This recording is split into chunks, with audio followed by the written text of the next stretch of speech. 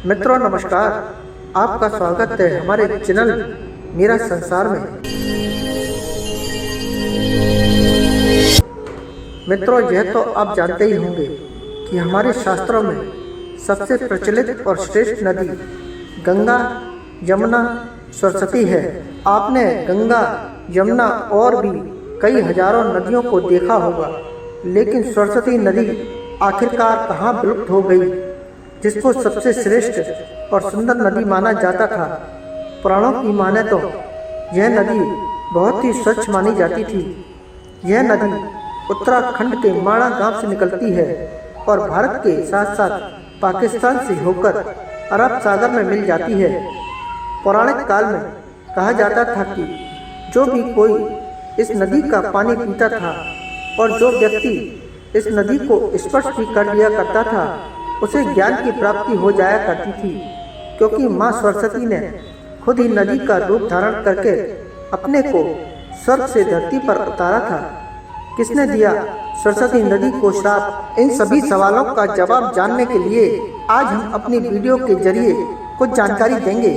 मित्रों, इससे पहले वीडियो शुरू करें, आपसे करबद्ध प्रार्थना है कि वीडियो में दी गई जानकारी आपको अगर पसंद आए तो वीडियो को लाइक तथा हमारे चैनल को सब्सक्राइब करना ना भूलें। मित्रों, पूर्व काल में सरस्वती नदी को सबसे पवित्र नदी माना जाता था।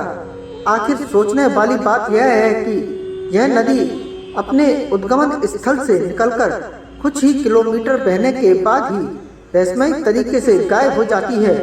इसके पीछे कई पौराणिक रहस्यमय कथाएं हैं, जिन्हें शायद ही आप जानते होंगे।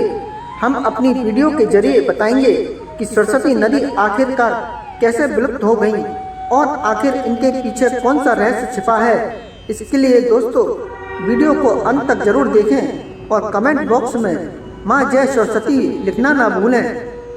देरी न करते हुए वीडियो शुरू करते हैं। एक समय की बात है जब देवी माँ गंगा ने भगवान विष्णु से शिकायत की कि आप तो सरस्वती माँ को मुझसे अधिक स्नेह करते हैं।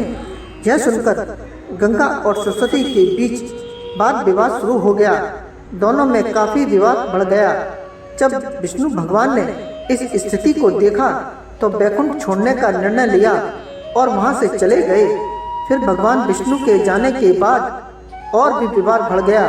माँ देवी लक्ष्मी ने काफी प्रयास किया माँ गंगा और सरस्वती को समझाने का और बहुत कोशिश की, लेकिन आवेश में आकर सरस्वती माँ ने माता लक्ष्मी को ही श्राप दे दिया। तुमने हमारे विवाद को निर्प्रकार देखा है और हस्तक्षेप किया है, इसलिए तुम पौधा बन जाओ। देवी सरस्वती बहुत ही क्रोधित थीं और उन्होंने माँ गंगा को भी श्राप दिया कि तुम पृथ्वी पर नदी बनकर प्रवाहित होंगी और पापी मनुष्यों के पापों को समेटोगी। यह सब देखकर माँ लक्ष्मी शांत थी, लेकिन माँ गंगा बहुत क्रोधित हुई। आवेश में आकर माँ गंगा ने भी सरस्वती माँ को श्राप दे दिया कि तुम भी पृथ्वी पर नदी बनकर बहोगी और मनुष्यों के पापों को भागी बनोगी।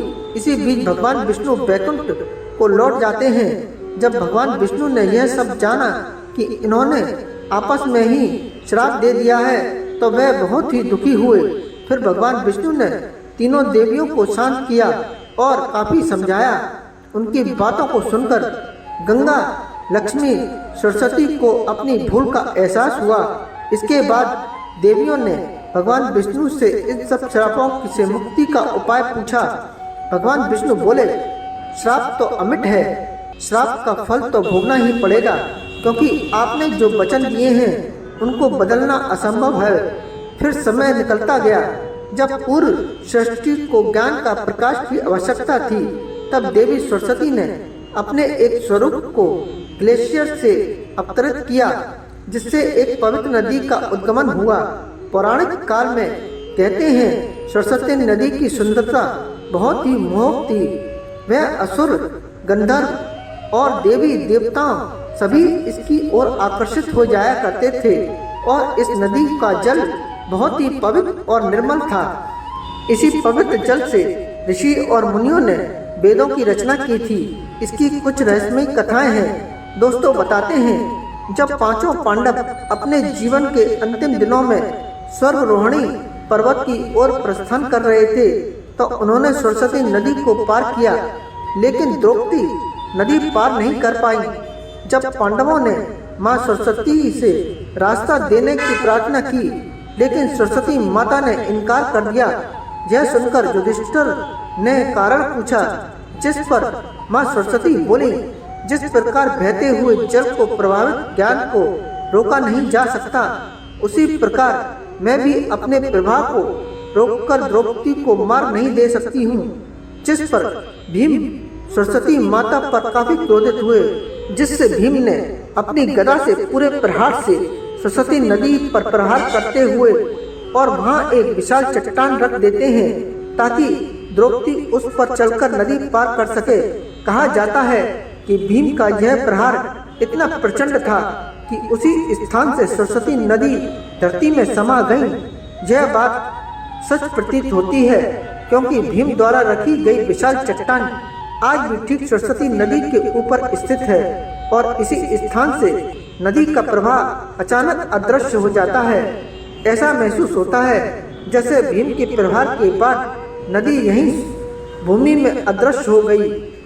मित्रों, वीडियो यहीं समाप्त करते हैं। अगर आपको हमारी दी गई जानकारी पसंद आई हो तो वीडियो को लाइक तथा चैनल को सब्सक्राइब करना न भूलें। राधे राधे।